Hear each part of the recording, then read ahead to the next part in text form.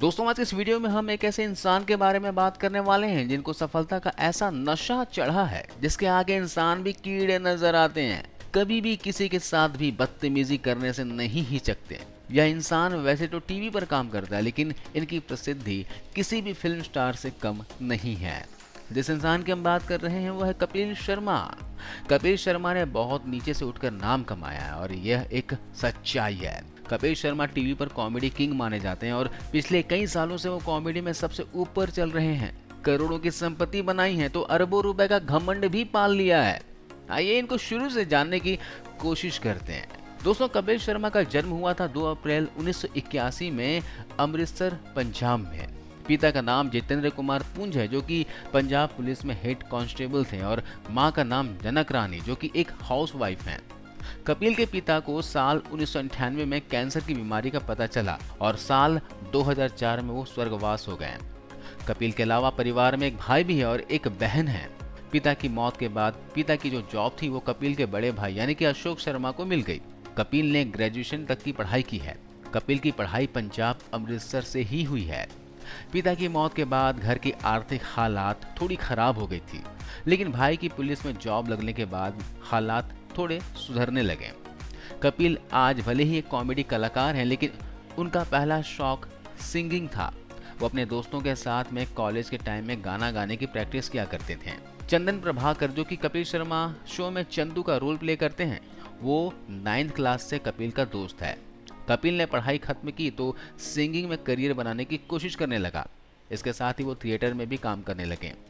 कपिल मुंबई आए तो अपना खर्चा चलाने के लिए उन्होंने एक टेलीफोन पीसीओ में काम किया। अंडे और कोल्ड ड्रिंक्स के ट्रे उठाने से लेकर कपड़े की कंपनी में भी इन्होंने कुछ समय तक काम किया।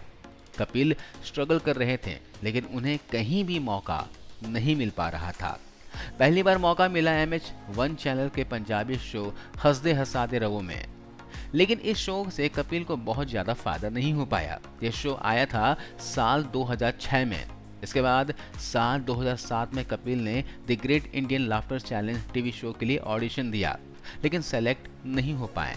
इसी शो के लिए चंदन उर्फ चंदू ने भी ऑडिशन दिया था और वो सेलेक्ट हो गया, वो भी पहली बार में ही।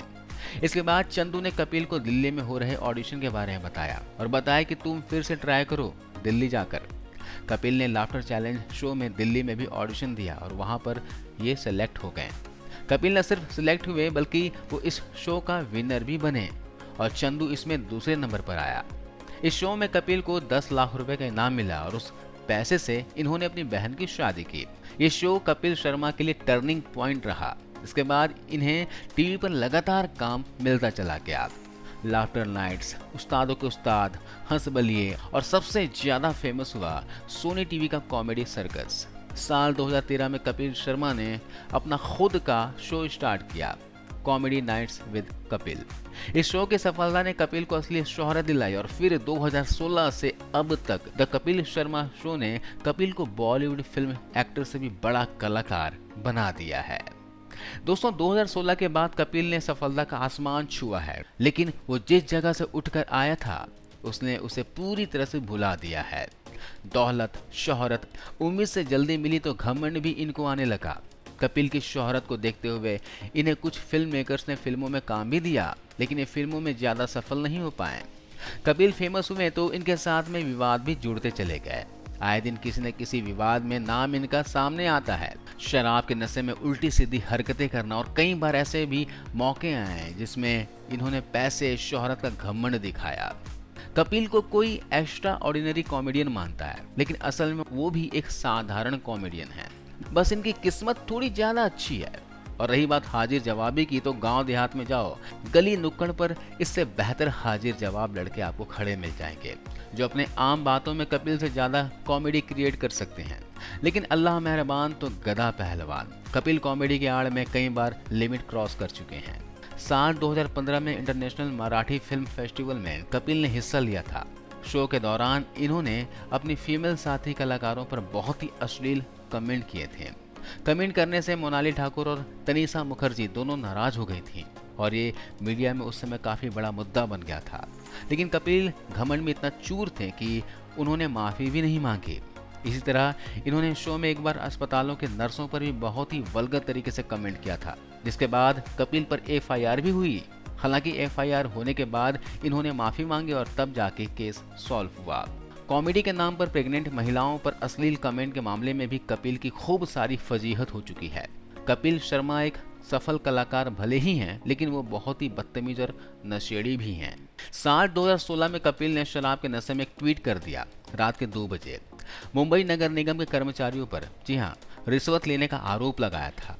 कपिल ने अपने ट्वीट में पीएम मोदी को भी टैग किया, जिसपे काफी ज्यादा हंगामा मच गया। हालांकि वो आरोप कहीं न कहीं सच होंगे, क्योंकि भारत में रिश्वत के बिना कोई काम हो ही नहीं सकता।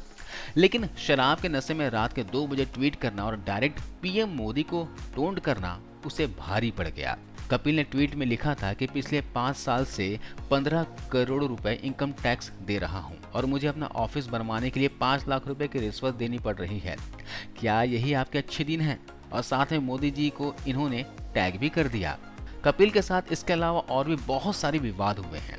कपिल ने अपने शो में चित्रगुप्त पर कमेंट किया था, जो काफी गंदा कमेंट था। इसके बाद में कायस्थ समाज ने कपिल के खिलाफ मोर्चा खोल दिया था।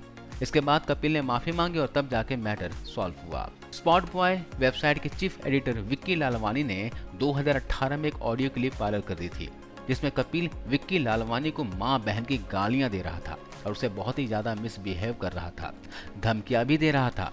उस वेबसाइट के पत्रकार का गुनाह इतना था कि उन्होंने कपिल की फिल्म फिरंगी को वाहियात और बकवास बता दिया था और कपिल के बारे में लिखा था कि इनको एक्टिंग बिल्कुल भी नहीं आती, जिस पर कपिल ने दारू पीकर उसे गालियां और धमकियां दी और उसकी बेटी और मां के बारे में गलत बोला।